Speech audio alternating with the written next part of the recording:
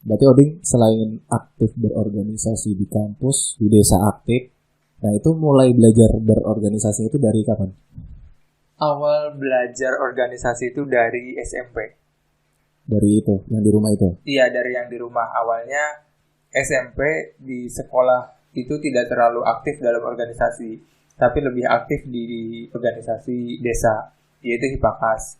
Dulu masuk Hipakas 2013. 2013 masuk awal? 2012 pertama masuk. 2012, 2013 itu masih jadi anggota. 2013-14 masih anggota. 14-15 diamanati menjadi ketua. Ketua apa tuh? Ketua Hipakas. Hipakas? Iya. Yang tadi himpunan pelajar. Iya, pelajar desa itu ya?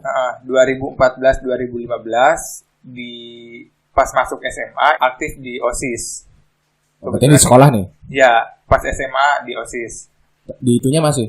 Di itunya masih. Jadi ketua kan tadi 2014-2015. Ketua Hipakas termuda itu kelas 1. Kelas 1 SMP? SMA.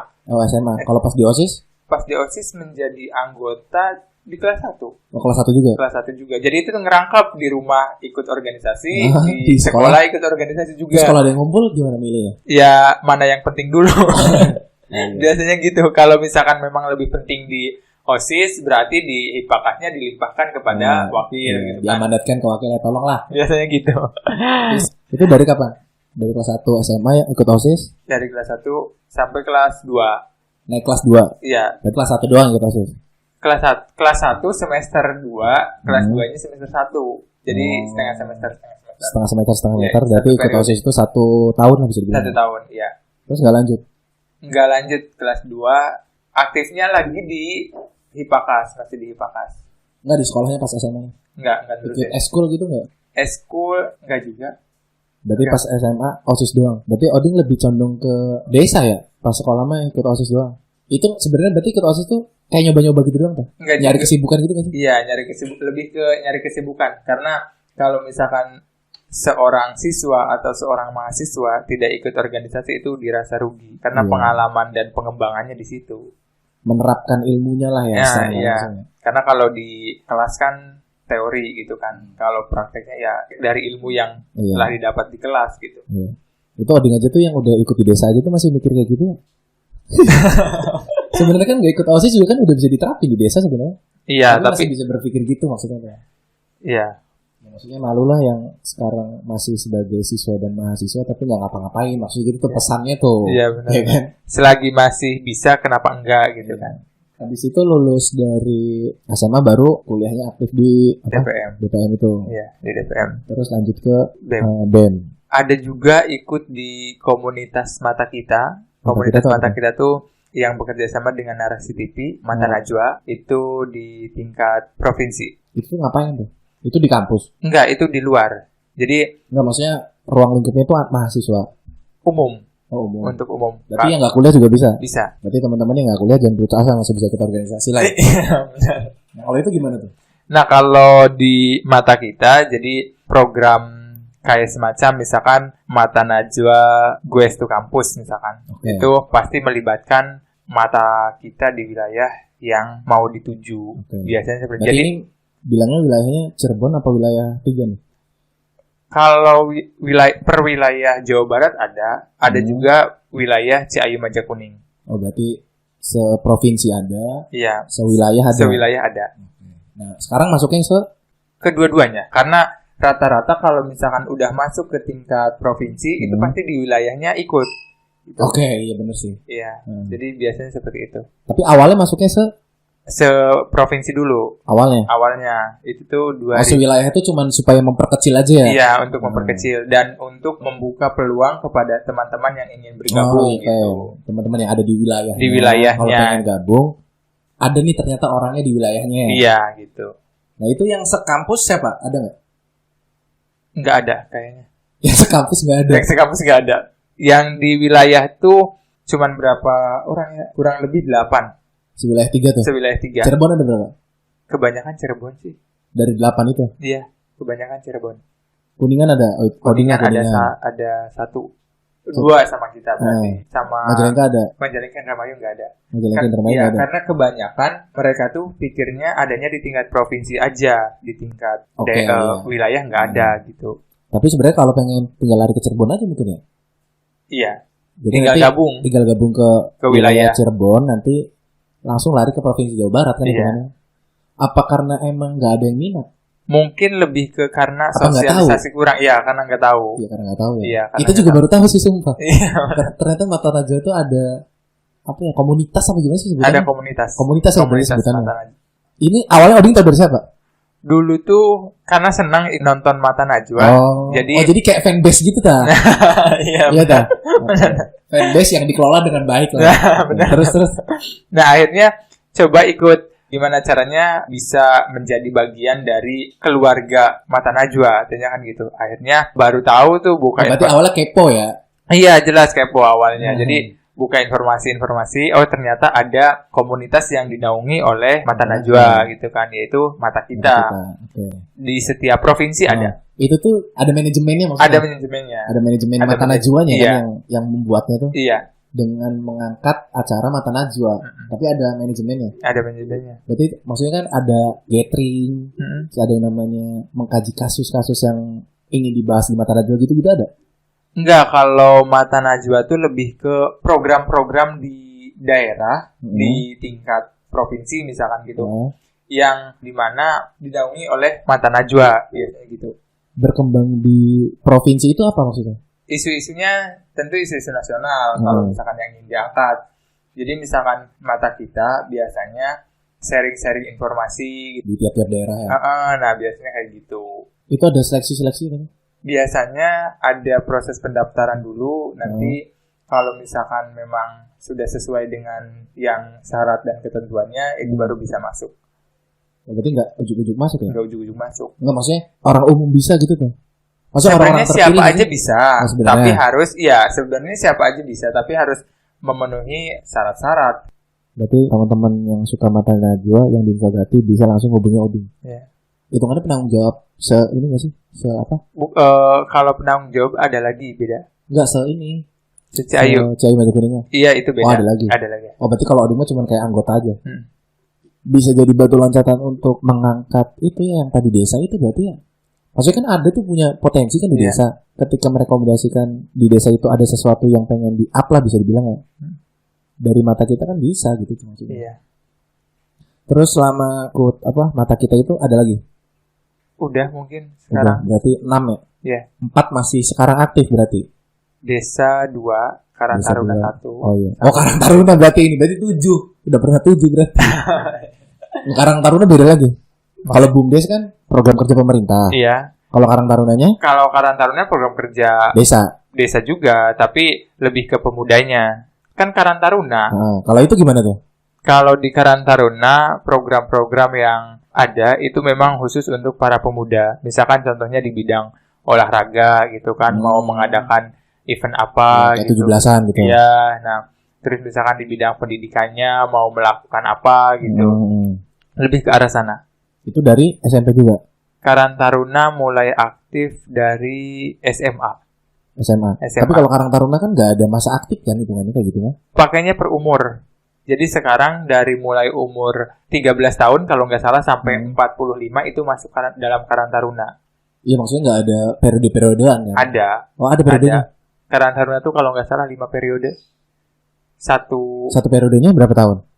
Makanya periode kepengurusannya tuh. Oh, itu. Kalau pengurusannya 5 tahun. Iya. Kalau anggotanya mah ya sampai umur 45 gitu. Iya, gitu maksudnya. Tapi yang sekarang Oding jadi anggota lagi. Jadi sekretaris di Karang Taruna, sekretaris di BUMDes. Bendahara di BUMDes. Bendahara di BUMDes. 2 BEM Universitas. Sama Mata Kita 4 berarti ya. Nah, dari ketujuh organisasi yang sudah Oding pernah ikutin, menurut Oding sampai sekarang yang memiliki peran dalam diri Oding sendiri apa? Peran penting. Bukan yang paling penting, lebih kayak berkesan. Semuanya juga berkesan. Semuanya juga. Tapi dengan sisi yang beda-beda. Dengan sisi yang beda-beda. Kalau misalkan tadi di BUMDes dan di Karang Taruna, karena ruang lingkupnya di desa, berarti kan lebih dekat kepada masyarakat. Berarti di desa tuh nggak ada yang nggak kenal Oding lah. Nah, iya hitungannya kayak. Jadi kalau salah ngirim paket, pasti ketemu gitu ya. Enggak sih? Tapi kalau di desa tuh nggak ada yang kenal namanya Diding. Namanya Oding semua. Maksudnya? Jadi kalau misalkan nyari namanya Diding itu nggak ada. Oh, dikenalnya Oding namanya. Dikenalnya Oding. Tapi kalau misalkan nyarinya namanya Diding, itu diarahkannya bukan ke Diding ini. Oh iya. Berarti ini pernah. Dulu ada cerita temen pas SMA, kuliah juga ada, main ke rumah, nyari dia tuh, nanya ke tetangga, namanya Diding di mana gitu kan. Dia nunjuknya bukan rumah itu, padahal itu rumahnya Diding. Taunya orang itu, taunya Oding. Biasanya memang di lingkungan juga dipanggilnya Oding. Kalau yang Diding yang bapak-bapak gitu. Iya, benar, guru. Oh, ini mungkin anak muridnya gitu ya. Oh, berarti kalau orang-orang di desa mengenalnya lebih ke nama yang sering dipanggil ya? Iya, sering bukan dipanggil. nama lengkap. Nama lengkapnya apalagi nama lengkap nggak bakalan tahu. Nggak tahu ya? Jadi kalau Oding waktu kecil biasa dipanggil Ujang, kayaknya nggak tahu Oding itu siapa. Iya. Ya kan? Oh, rumahnya Ujang ini di sana, padahal namanya Diding ya kan? Ini karena orang-orang biasa manggilnya Ujang. Iya. Di kampus aktif BEM Universitas. Oding itu mengikuti dari yang tadi DPM, fakultas sampai universitas itu sejauh apa? Dari DPM dulu. DPM itu awal masuk 2018 itu jadi anggota Komisi 2 bidang keuangan dan lembaga. Komisi 2 tuh berarti kayak seksi-seksi gitu kan? Iya, di eksekutif kan namanya departemen. Ya kan, kalau DPM namanya komisi, kayak semacam di DPRD aja gitu kan. Cuma namanya doang yang beda. Iya, itu 2018, 2019 belum genap satu periode, itu pas awal diamanati oleh Ketua Umum jadi Sekretaris 2 dari Komisi 2 tuh. Jadi Komisi 2 tuh apa? Keuangan dan lembaga. Naik ke Sekretaris 2, Sekretaris 2-nya udah lulus? Enggak, tadinya adanya Sekretaris 1. Cuman karena tugasnya terlalu banyak, jadi ada Sekretaris 2. Okay. Nah, terus dari Sekretaris 2 itu pas periode berikutnya diamanati menjadi Wakil Ketua Umum di DPM BISIP. Wakil Ketua DPM lah bisa juga. Iya, Wakil Ketua DPM. Nah, terus selesai kemarin bulan Maret dan di bulan April awal masuk ke BEMPU. Berarti Maret masa di DPM kelar. Pas banget di universitasnya ada rekrutmen di BEM Universitas, daripada nggak ada kesibukan di kampus ikut lagi. Awalnya malah pengennya selesai gitu, cuman pengen nggak ikut kesibukan apa-apa. Cuman karena merasa kayak semacam masih kurang juga gitu dalam organisasi kampus, jadi dan ada kesempatan buat masuk, kenapa enggak gitu. Jadi lanjut ke BEM Universitas. Iya. Di BEM Universitas jadi anggota Kementerian Dalam Negeri. Kementerian Dalam Negeri yang tugasnya mengkoordinir di wilayah universitas. Jadi kalau keluar universitas kan ada Kementerian Luar Negeri. Okay. Nah, kalau di dalamnya berarti ke wilayah Ormawa di universitas. Enggak, maksudnya komunikasinya lebih keluar ke universitas lain gitu. Tapi kalau di Kementerian Dalam Negeri lebih ke dalamnya gitu. Mengelola di dalamnya universitasnya. Iya, di dalam universitasnya. Dari awal sampai sekarang udah mengelola apa aja? Kebetulan sekarang diamanati oleh Mendagrinya, oleh Menteri Dalam Negerinya, menjadi penanggung jawab di RCM. RCM itu apa tuh? RCM itu Ruang Curhat Muda. Satu program kerja BEM Universitasnya. BEM Universitas, cuman adanya di dalam Mendagri. Okay. Gitu. Jadi RCM itu ada dua. Ada yang pertama itu mengenai masalah pengaduan, layanan pengaduan. Dan yang kedua itu CS lah ya. Iya. Sama yang kedua itu diskusi online. Awalnya kan mulainya semenjak ada pandemi baru kita mulai RCM ini. Gitu. Nah, jadi diamanati oleh Menteri Dalam Negeri menjadi penanggung jawab RCM diskusi online. Tadi RCM apa? Ada dua tuh? Layanan pengaduan dan diskusi online. Layanan pengaduan tuh berarti keluhan untuk kampus yang disampaikan melalui Kemendagri. Oke. Itu udah berapa keluhan yang datang? Itu kebetulan bukan penanggung jawabnya beda. Iya, penanggung jawabnya beda. Karena penanggung jawabnya beda, jadi belum tahu berapa banyak yang udah melakukan yang datang ngeluhnya. Iya. Tapi kayaknya aduannya banyak lah pasti ya. Iya, tetapi tentu kita juga merahasiakan orang-orang yang melakukan pengaduan itu. Karena barangkali nantinya ada hal-hal yang tidak diinginkan. Iyalah pastilah kalau itu. Berarti secara nggak langsung Oding mengirim pesan kepada pendengar kita sekarang yang buat teman-teman mahasiswa Unsagati, kalau pengen ngadu jangan takut. Iya. Jadi Jangan takut. udah ada tempatnya ngadunya itu seperti apa. Jadi jangan sampai ada yang bilang saya pengen ngeluh tapi nggak tahu ngeluhnya sama siapa. Iya. Jadi malah nanti ngedumel sama temen. Iya. Jadi kalau seputar kampus, mumpung odingnya belum lengser ya, masalah jabatan yang belum kelar. Tapi itu semua kan Sebelum BEM-nya belum kelar. Iya, sebelum Iya. BEM-nya belum kelar. Iya. Masih bisa ditampung lah ya. Masih bisa ditampung. Itu juga kalau keluhannya itu sesuai nalar ya, maksudnya sesuai logika gitu ya. Tapi kalau misalkan memang keluhannya yang dirasakan benar-benar gitu, maksudnya memang sesuai dengan realita, itu biasanya langsung kita advokasikan kepada yang bersangkutan. Kalau cuma sekedar ngeluh nggak punya kosan gitu mah nggak usah Iya. ya. Itu mah. Terus selain RCM apa? RCM ya bener? Iya, RCM diskusi online. Kebetulan kemarin terakhir kita diskusi bareng Pak Andre, dia dari dosen Universitas Pasundan Bandung. Dan dulu ketika masih situasi Ramadan, kita juga udah buka ruang curhat muda diskusi online dengan Pak Mardhani Alisera selaku anggota DPR RI, juga Bu Wali Kota. DPR RI? Iya, DPR RI. Dan Bu Wali Kota Cirebon. Wali Kota Cirebon. Iya, juga udah. Dan juga beberapa narasumber dari dosen di UGJ. Kayak semacam kemarin dari Prof. Ida, Dekan Ekonomi, ada juga Pak Taufik dari dosen FISIP, dan masih banyak lagi tentunya. Dan mudah-mudahan ke depannya masih ada waktu beberapa bulan lagi sebelum dipadetin tuh ya, apa tuh namanya, diskusinya ya. Iya, mudah-mudahan bisa menghadirkan narasumber-narasumber yang berkompeten lagi. Ya seenggaknya bisa mengirim pesan buat kampus supaya kampus itu lebih baik. Iya. Terutama SDM-nya lah. Iya. Karena namanya diskusi dibuka itu kan untuk satu yang terutama untuk mahasiswanya. Iya. Supaya mahasiswa itu pikiran itu bisa lebih berkembang. Entah itu tentang kreatifnya, entah kritisnya, gimana caranya mendapatkan pesan itu dengan bijak. Kan banyak orang yang mendapat pesan itu langsung sesuai banget sama pesannya. Iya, benar. Entah pesannya itu benar apa buruk. Kan banyak kan teman-teman yang mendapat pesan itu tidak diolah dulu, langsung di post kembali. Iya, langsung dilempar-lempar lagi pesannya. Iya. Padahal kan nggak tahu. Kan banyak kan di grup kan tiba-tiba ini nge-share berita, tapi pas ditanya berita dari mana, dari grup sebelah. Kan sebel, cuma pengen rame-ramein grup doang. Iya. Kalau ditanya balik nggak tahu dari mana. Iya. Terus selain itu, maksudnya penanggung jawab apa lagi gitu selain dari itu? Khususnya di apa? Mendagri ya? Di Mendagri, cuman itu yang jadi prioritas dari sekarang di masa pandemi, maksudnya RCM. Yang pengen dijalankan ya sampai bulan apa? Sampai bulan Agustus, kurang lebih sebulan lagi. Sebulan lagi. Sebulan lagi. Terus nanti rencana habis ini apa? Fokus skripsi? Iya, kebetulan sekarang udah mulai fokus KKN, juga nanti setelah KKN ada ristek dan skripsi tentunya. Enggak, maksudnya masih pengen ikut organisasi apa gitu di kampus terutama? Cukup kayaknya. Cukup. Apa karena emang kesibukannya itu nanti sudah mulai terlihat pada tingkat akhir bisa dibilang ya? Iya, cukup tuh bukan sudah merasa banyak ilmu gitu atau sudah merasa bisa gitu, tapi memang banyak kesibukan lain yang memang harus menjadi prioritas. Prioritasnya lulus lah. Iya gitu. Kalau menyampingkan skripsi ya berarti tandanya nggak mau lulus dulu kan? Iya. Karena emang Oding pengen lulus jadi mementingkan skripsi dulu. Iya. Habis dari BEM universitas ya cukup dulu lah. Pengennya cukup dulu. Iya. Cuman kalau nanti ada yang nggak tahu.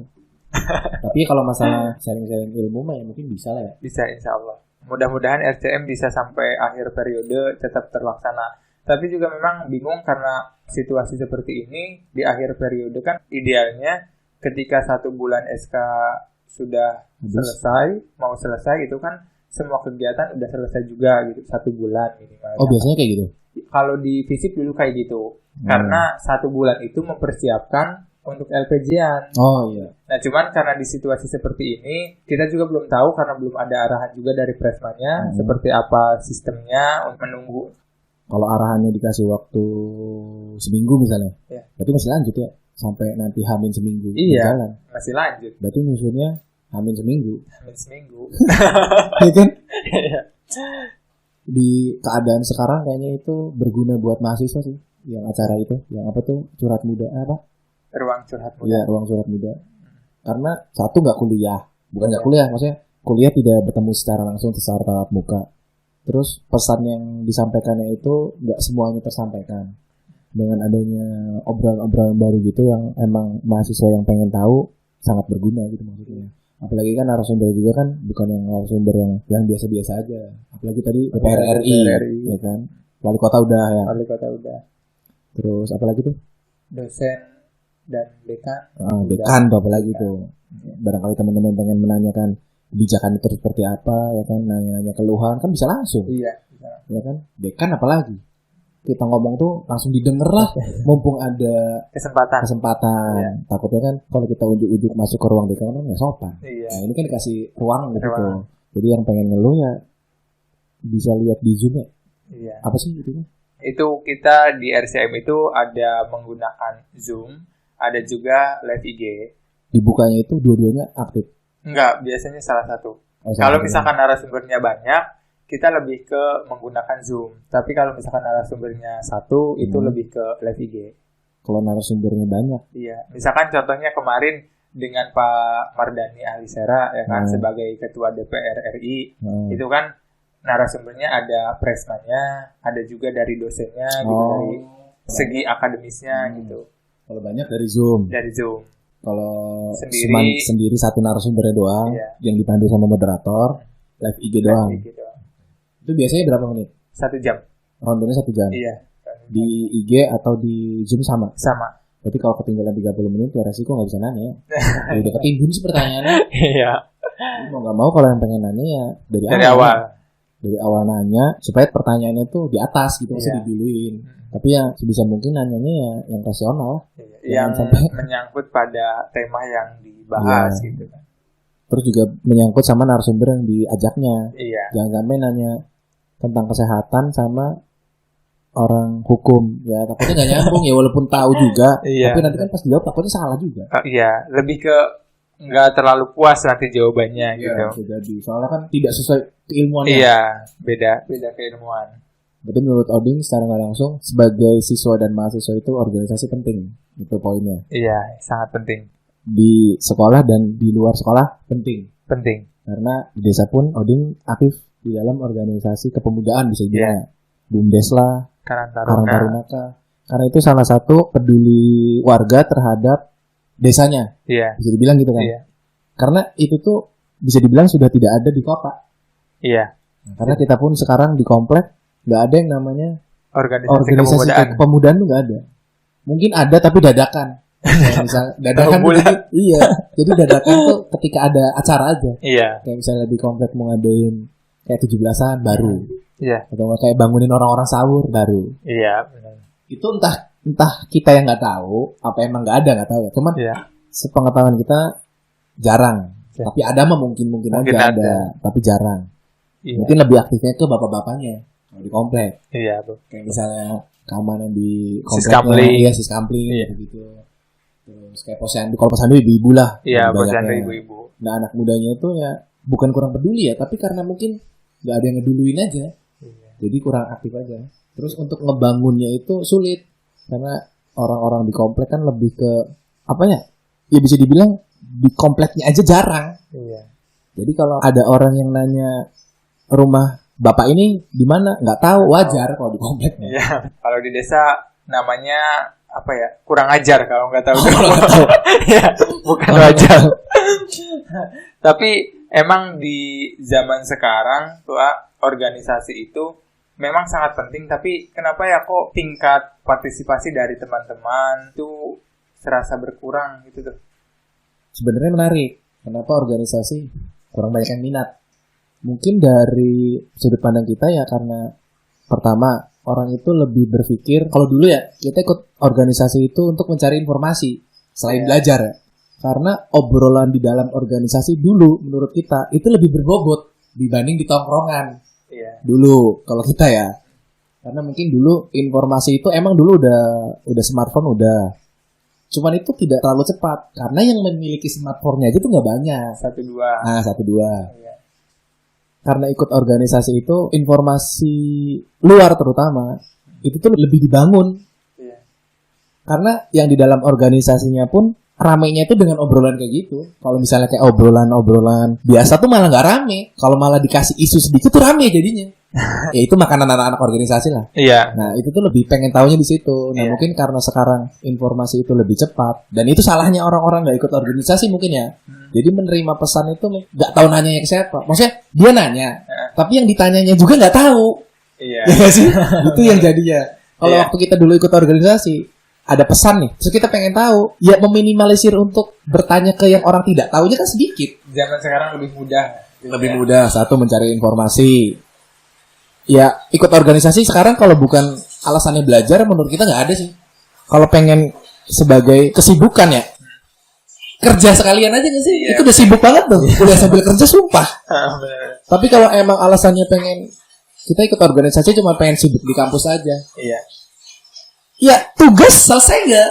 Kalau emang bilangnya pengen nyari sibuk, terus nanti tugas-tugasnya semuanya nggak dikumpulin, itu bukan alas, berarti kan nggak make sense kan? Iya benar. Ya kan, ikut organisasi pengen supaya sibuk, Iya. tapi dikasih tugas ngeluh, Halo. ya kan? Aneh berarti ya kan? Iya. Itu, berarti kalau zaman sekarang ada anak organisasi yang ngeluh tugas, itu aneh. Iya nggak sih? Iya benar.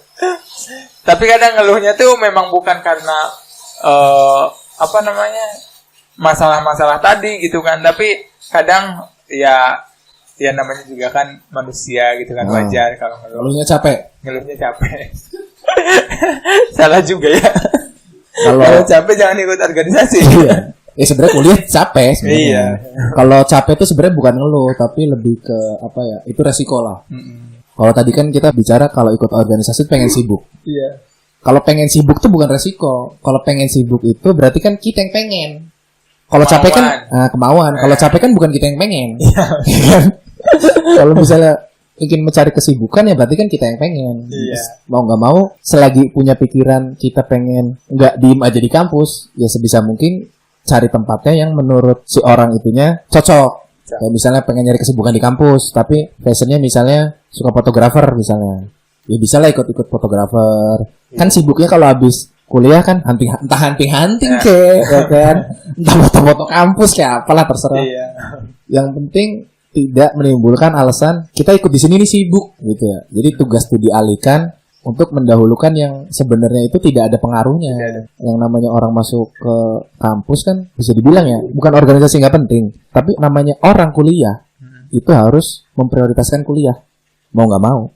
Karena tujuan awal kita masuk kuliah kan untuk kuliah gitu kan, kuliah. bukan untuk berorganisasi. Iya. Organisasi itu bonus lah. Itu. Nah, organisasi itu kemauan kita aja sih. Iya. Jadi kalau organisasi lebih penting dari kuliah ya kita kurang sepakat juga sih. Iya. Benar. Karena tujuan kuliah ya pengen lulus, pengen cari ijazah gitu. Cuman kalau ya selagi organisasi bisa ngasih kita ijazah ya kita bisa memprioritaskan organisasi kita. Iya. Cuman kalau selagi organisasi tidak bisa memprioritaskan kita nanti dapat ijazah ya kenapa harus kita prioritaskan? Ya cuman pasti ada momen di mana organisasi itu prioritas. Iya. Berarti secara nggak langsung Oding sudah memberikan suatu contoh buat teman-teman organisasi itu. Ya kita nggak berbicara penting lah ya. Iya. Menurut kita yang sedang berbicara ini butuh ketika memang kita merasa diri kita itu kurang. Iya. Karena di dalam organisasi juga banyak sebenarnya orang-orang yang kita anggap biasa aja, tapi ternyata sangat luar biasa gitu. Iya. Entah itu dalam perencanaannya, gagasannya, sikapnya, sekalipun tentang attitude-nya. Dalam organisasi banyak orang yang nggak punya ide, nggak punya gagasan, orang itu diem aja, tapi attitude-nya bagus. Ada orang yang kayak gitu. Nah dari situ kalau emang kita berpikir pengen belajar, ketika kita udah punya gagasan, punya pemikiran bagus, punya action yang luar biasa, tapi kita tidak terlalu berpikir bahwa attitude juga penting.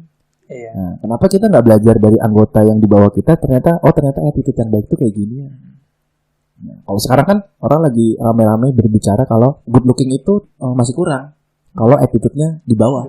Orang sepintar apapun kalau attitude-nya kurang ya kita mau ngobrol juga malas.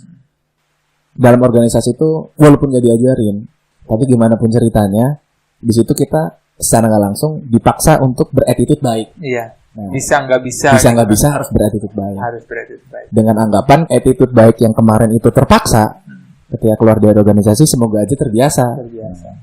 Tapi secara nggak langsung 2 orang itu sudah dianggap organisasi kalau menurut kita. Kenapa? 2 orang.